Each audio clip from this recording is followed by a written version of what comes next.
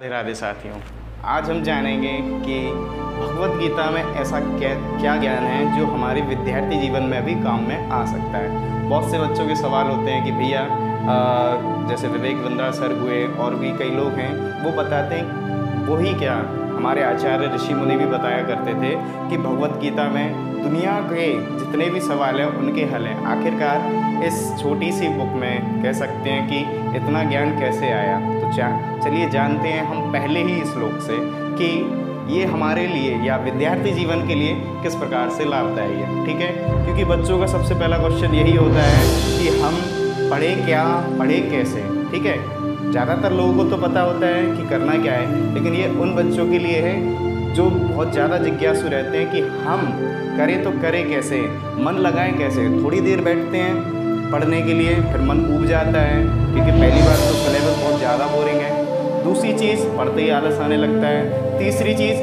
मन करता तो है कि पढ़ लें, लेकिन आप जानते ही है मोबाइल टीवी है ना, तो मोबाइल और टीवी हमें पढ़ने कहाँ देते हैं। ज़रा सी देर के लिए 5 मिनट फेसबुक, बस फेसबुक खोला ही है 5 का 15 मिनट और 15 मिनट का 1 घंटा, और उसके बाद फिर से नींद, सुबह शाम ऐसे ऐसे करते करते हम टालने की आदत हो जाती है। उस टालने की आदत को, ठीक है, कैसे दूर करें, आइए जानते हैं पहले श्लोक से।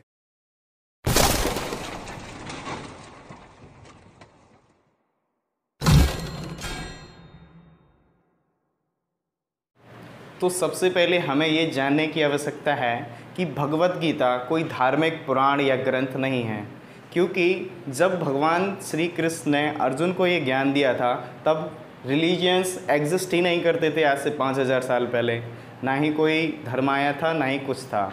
तो फिर धर्म किसे कहा जाता था? तो धर्म कहा जाता था अपने नियत कर्तव्यों को।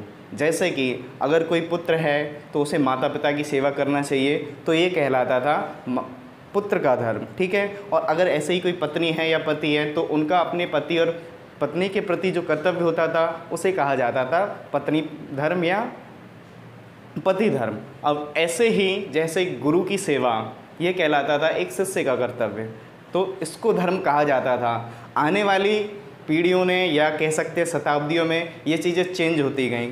ठीक है, तो हम समझते हैं कि पहले ही अध्याय में भगवान श्री कृष्ण ने ऐसा क्या कहा जो हम सबके काम में आ सकता है। तो शुरुआत होती है धृतराष्ट्र और संजय के इस वाक्य से कि धृतराष्ट्र पूछते हैं संजय से, धर्म क्षेत्रे कुरुक्षेत्रे समवेता युयोत्सवा मामका पांडवाश्चैव किम कुर्वन्तु संजया।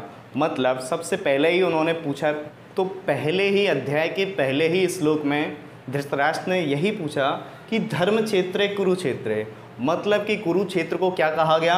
धर्म का क्षेत्र। ऐसे ही विद्यार्थी का धर्म क्या होता है?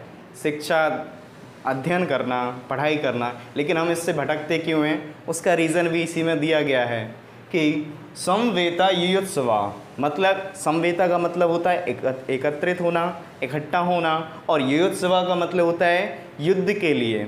ठीक है, ऐसे ही हम लोगों के साथ भी होता है, विद्यार्थियों के साथ भी होता है कि हमारी मन, हमारी इंद्रियां और हमारा कर्तव्य ये भी एक दूसरे के आमने सामने युद्ध से करते हैं। मन कहता है चलो पढ़ते तो हैं, लेकिन इंद्रियां बोलती हमें पढ़ना नहीं है। क्यों? क्योंकि ये बोरियत है। इसकी जगह अच्छी सी मूवी देख लेते हैं, टाइम पास कर लेते हैं, टिकटॉक देख लेते हैं, इत्यादि चीज़ें, फेसबुक, इंस्टाग्राम, स्नैपचैट, जाने क्या क्या चलने लगा है ना। तो इंद्रियों को वश में करने के लिए ही, मन को वश में करने के लिए ही भगवत गीता का अध्याय यहाँ से स्टार्ट होता है, और हम रेगुलर एक वीडियो इस पर बनाते रहेंगे जब तक कि हमारा ये चैप्टर पूरा क्लोज नहीं हो जाता। ठीक है, तो आइए जानते हैं आगे का श्लोक क्या है। माम का पांडवाश्चैव। आइए दूसरी लाइन हम समझते हैं कि दूसरी लाइन क्या है। माम का पांडवाश्चैव किम कुर्वत संजया। इसका मतलब क्या है कि धृतराष्ट्र संजय से पूछते हैं कि मेरे पुत्रों ने और पांडु के पुत्रों ने, ठीक है, जो कि युद्ध की इच्छा से इकट्ठे हुए हैं, क्या किया? संजय बताइए कि मेरे और पांडु के पुत्रों ने क्या किया। अब यही स्थिति हमारे साथ होती है कि हमारे अंदर भी 5 इंद्रियां हैं, है ना, और हम चाहते हैं कि जो दुनिया में जैसे जितनी भी बुराइयां होती हैं ना उनको दूर करने की सोचते हैं, बस विचार आते हैं, करते कुछ नहीं है। उसका रीज़न पता क्या है? क्योंकि ये 5 जो इंद्रियां हैं ना वो हमारे ही बस में नहीं है। तो सबसे पहले माइंड कंट्रोलिंग, जो कि भगवत गीता में सबसे अच्छे तरीके से समझाई गई है कि केवल और केवल आप शुरू कीजिए, ठीक है। तो पढ़ाई करने का सबसे पहला स्टेप यही है कि आप स्टार्ट तो करिए, केवल आपको स्टार्ट करना है, बाकी आगे का रास्ता आपको दिख जाएगा।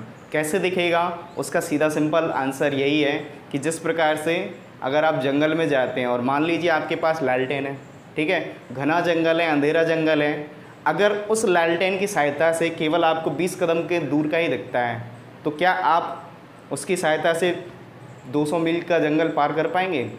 कैसे करेंगे? कर पाएंगे। कैसे? थोड़ा दिमाग लगाइए।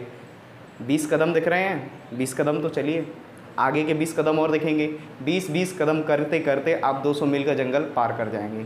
लेकिन आप बस यही सोचते हैं, अरे यार इससे तो यहीं तक का दिख रहा है, तो फिर आप वहीं बैठे रह जाएंगे, आपका कुछ नहीं हो सकता, ठीक है।